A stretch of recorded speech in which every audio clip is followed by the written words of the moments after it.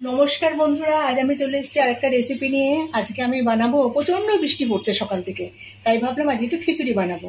সবসময় তো গোবিন্দভোগ চাল আর মুগ ডাল দিয়ে খাই, আজকে সেদ্ধ চালের খিচুড়ি হবে। সেদ্ধ চাল, মসুর ডাল, মটর ডাল, ছোলার ডাল, সব রকম ডাল মিশিয়ে খিচুড়ি হবে, এক সম্বারের খিচুড়ি।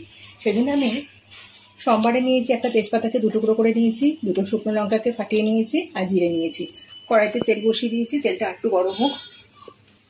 তেল গরম হয়ে গেছে, ফোড়নটা দিয়ে দিচ্ছি। ফোড়নটাকে একটু ভালো করে ভেজে নেব।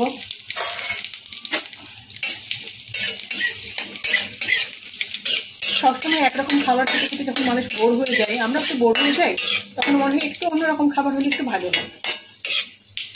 আর ফোড়নের না শুকনো লঙ্কাটাকে যত ভালো করে ভাজা হবে, খাবারের স্বাদ কিন্তু তত বেশি হয়। ফোড়ন ভাজা হয়ে গেছে, এক একটু করে মেঝে ডালগুলো দিয়ে দেবো।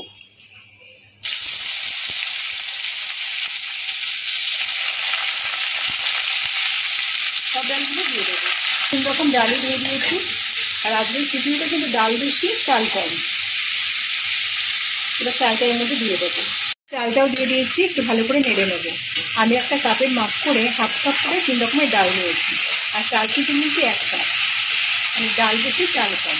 আজকের খিচুড়িটা দুর্দান্ত স্বাদের খিচুড়ি হবে। এর মধ্যে কিন্তু কোনো পেঁয়াজ রসুনের ব্যবহার হবে না। মুসুর ডাল দিয়েছি, মুসুর ডাল দ্বারা অনেকে আঁশ মানে, অনেকে মানে না। যাই হোক, একটু ভালো করে নেড়ে চেড়ে নিলাম। এর মধ্যে দিয়ে দেবো পরিমাণ মতো হলুদের গুঁড়ো, আর দিয়ে দেবো স্বাদ অনুযায়ী লবণ।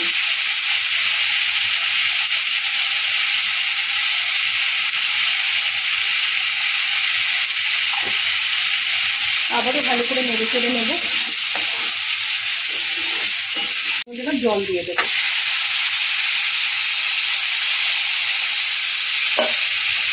চারটে চিড়ে রাখা কাঁচা লঙ্কা এর মধ্যে দিয়ে দিলাম। চাল ডালগুলোকে সেদ্ধ হতে দেবো। আগে সেদ্ধ হোক, তারপর আবার বাকি যা যা উপকরণ দেবো সেগুলো দেওয়া যাবে। চাল ডাল সব কিন্তু সেদ্ধ হয়ে গেছে। এটা কিন্তু খুব একটা ঘাটা ঘাটা হবে না, এটা এরকমই হবে, একটুখানি ঝরা ঝরা থাকবে ডালগুলো। মানে খেতেও ভালো লাগবে, দেখতেও ভালো লাগবে। এর মধ্যে এখন দিয়ে দেবো, আমি গ্রেটারে ঘষে নিয়েছি একটুখানি আদা, সে আদা ঘষা। আর দেবো চিনি। চিনিটা আমি এখনও দিইনি, শুধু লবণ আর হলুদে দিয়েছিলাম। 1 চামচ চিনি। ভালো করে নেড়ে চেড়ে নেব। গ্যাসটাকে বন্ধ করে দিলাম। এবার এর মধ্যে দিয়ে দেবো ভেজে নেওয়া জিরের গুঁড়ো, রোস্টেড জিরের গুঁড়ো যেটাকে বলে, সেটা একটুখানি ছড়িয়ে দিলাম। এতে কিন্তু স্বাদ খুব ভালো হয়। আর দেবো অল্প একটুখানি ঘি। খিচুড়ি মানেই কিন্তু ঘি, ঘি ছাড়া কিন্তু খিচুড়ি একেবারেই বেমানান। ঘিটা দিয়ে ভালো করে নেড়ে চেড়ে নিয়ে আমি ঢেকে দেবো। তাহলে কিন্তু ঘির গন্ধটা এর মধ্যে থাকবে, আর খেতে কিন্তু খুবই ভালো লাগবে। তো আমার 1 সম্বারে সেদ্ধ চালের খিচুড়ি 3 রকম ডাল দিয়ে একেবারে রেডি। আমি আজকে আলুর দম বানিয়েছি সকালে, আলুর দমের সাথে এটাকে সার্ভ করবো। রেসিপিটা কেমন লাগলো অবশ্যই কমেন্টে জানাবেন। রেসিপিটা ভালো লেগে থাকলে একটা লাইক দেবেন। আর যে সমস্ত নতুন বন্ধুরা আমার চ্যানেলটাকে এখনো সাবস্ক্রাইব করেনি, তারা অবশ্যই চ্যানেলটাকে সাবস্ক্রাইব করে পাশে থাকবেন।